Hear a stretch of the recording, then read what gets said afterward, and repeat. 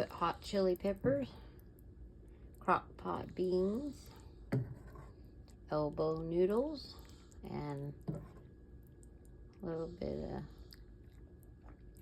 chicken broth items in there with some chopped onion. And it's hot, as in both hots. Hot to the taste. And salt. Got chili peppers in there, so it's hot. Like that too. But that's good for you. This juice alone, if you are sick or coming on with a cold or anything, that good juice, I let this simmer for a long time. That's what gets it so flavorful. And garlic. Put garlic, I did. And Tony's.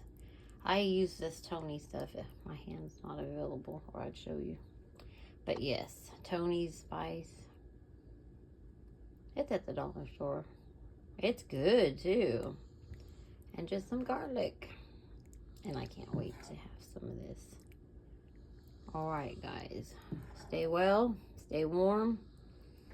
Until next time, huh? Alright, bye-bye.